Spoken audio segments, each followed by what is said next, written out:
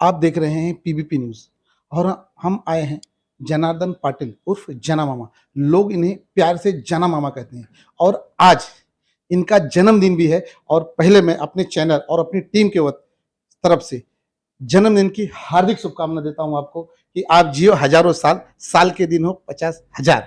तो जना मामा जी नमस्कार। आपसे मेरे कुछ प्रश्न हैं, तीखे हैं, पर आप मुझे ये भी मालूम है आपके प्रश्न हमारे पूछने के पहले आपके पास उत्तर होते हैं। तो मेरा प्रश्न ऐसा है कि आने वाला समय इलेक्शन का दौर है।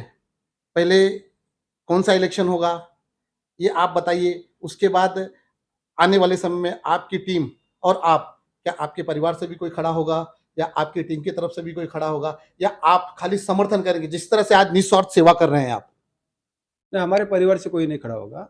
हमने पहले भी बोला है, आज भी बोल रहे हैं और कल भी बोलेंगे कि हम लोग पार्टी का काम करने वाले लोग हैं, निस्वार्थ से काम करेंगे और जो उद्धव साहब का आदेश रहेगा, वो आदेश के हिसाब से काम करेंगे। आपके परिवार से कोई खड़ा नहीं हो, आपने साफ शब्दों में कह दिया है। ये मैं कई साल से बोल रहा हूँ। हम लोग स्वर्गीय आनंद दिघे साहब के शिष्य हैं। दिघे साहब अगर खड़े नहीं होंगे तो हम कैसे खड़े रहेंगे? जिस तरह से अभी शिंदे साहब ने किया, शिंदे साहब कहीं न कहीं बाला साहब को मानने वाले थे। बाला साहब के और डीगे साहब को मानने वाले थे। लेकिन आज ये जो तोड़-फोड़ हुई है, ये कहीं न कहीं महाराष्ट्र के शिव सैनिकों को नुकसान देगी, महाराष्ट्र के लोगों को नुकसान देगी। देखिए, शिंदे साहब ने जो किया है वो शिवसैनिक लोग, जो भी शिवसैनिक है उनके पूरा दिल में उसने छेद किया है। ये शिवसैनिक कभी माफ़ नहीं करेंगे ये बात को। कोई शिवसैनिक माफ़ नहीं करेगा। उन्होंने जो तकलीफ दिया है उद्धव साहब का, वो कोई शिवसैनिक उनको माफ़ नहीं करेगा। आने वाले समय में जो आने वाला समय है, उसमें आप शिवसेना किस पोज़ीशन पे देखते हैं? देखिए, पालघर जिले में हम लोग पावरफुल हैं। आज भी बोल रहे हैं हम लोग और पहले भी बोल रहे हैं। हमें कोई पार्टी की ज़रूरत नहीं है, लेकिन उद्धव साहब का जो आदेश आएगा, वो आदेश का पालन करेंगे।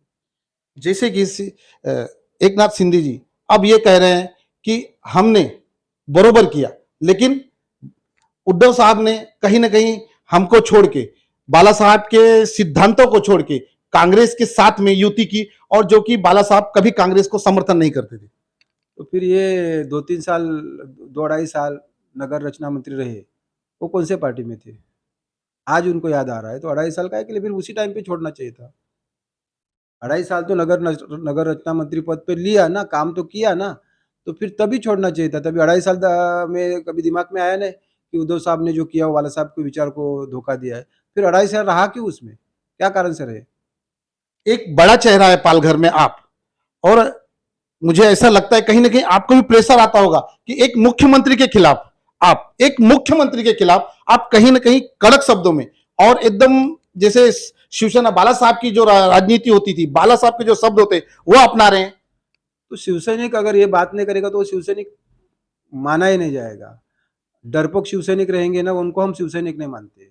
बिकाऊ रहेंगे वो शिवसैनिक नहीं होते। शिवसैनिक वही होता है जो विरोध करने का डट के खड़ा रहेगा, विरोध को विरोध कर सकता है।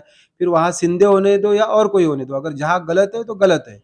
वो बोलने वाला वो रहता है, वो शिवसैनिक है। जिस तरह से मुझे कुछ सूत्रों से पता चला कि आपके स्वर्गीय माननीय डीगे साहब से भी आपके बहुत अच्छे संबंध थे और आप उनको मानते थे और आज भी मानते हैं, उसके विषय में कुछ कहेंगे आप?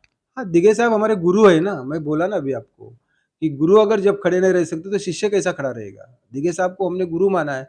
हम लोग तो उस दिन भी जाके आए ना, ये दिघे साहब का पुण्यतिथि था तो मैं जाके दर्शन करके आया उनका।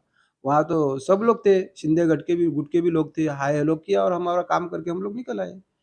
जिस तरह बीच में कुछ दिन पहले आप पर एफआईआर होने की नौबत आ गई, आपको शायद अरेस्ट भी किया था उस वक्त, तब आपको कैसा महसूस हुआ और आपको डर लगा था क्या उस वक्त? ये सब एफआईआर और जेल, ये सब चीज़ से मैं डरने वाला नहीं। वो मैंने बचपन में करके छोड़ा है। अभी वो सब चीज़ से मैं डरने वाला नहीं। अभी अगर मैं जेल में भी जाता हूँ तो मेरी फैमिली पूरी सेटल है। अभी मेरे को कोई टेंशन नहीं है। अगर ऐसा काम आएगा तो अच्छी बात है। अगर पार्टी के लिए जेल जाना पड़ेगा तो उससे और बड़ी बात क्या हो सकती है?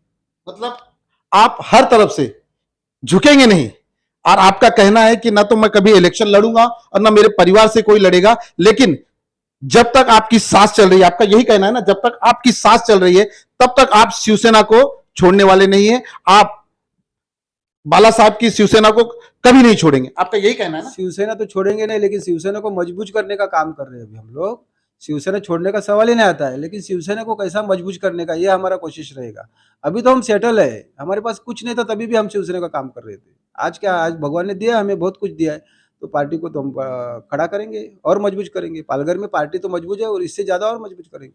जैसे कि शहरी क्षेत्र में जो लोग हैं उनसे ज्यादा आपकी पकड़ ग्रामीण क्षेत्रों में है और आप निस्वार्थ ग्रामीण क्षेत्रों के काम करते हैं। ग्रामीण क्षेत्रों में एक, मुझे जहां तक अनुभव है और जहां तक मुझे मालूम है, एक छोटे से छोटे गांव में भी आपके हर घर में कोई ना कोई आपका परिचित मिल जाएगा। इस बात से मैं आप क्या कहना चाहेंगे? यही तो दिघे साहब ने सिखाया है ना, नहीं मिल रहा है, लोग आके मिल रहे हैं, तो यही तो दिघे साहब ने सिखाया है ना। बाकी क्या, इलेक्शन में खड़ा होना, आमदार बनना, नगर सेवक बनना, उससे अच्छा एक शिवसैनिक का शाखा प्रमुख की ज्यादा इज्जत है। बाला साहब के नजर में एक नगर सेवक से भी ज्यादा इज्जत एक शाखा प्रमुख की।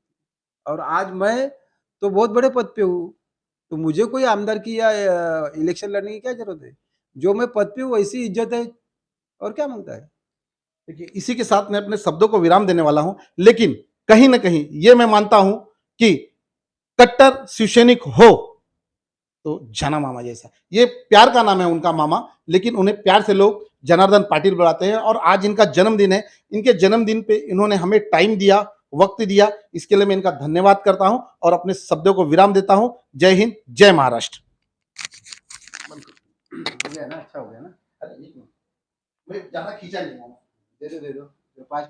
अगर आपको हमारी न्यूज में जरा भी सच्चाई दिखे, लाइक, सब्सक्राइब और शेयर जरूर करें।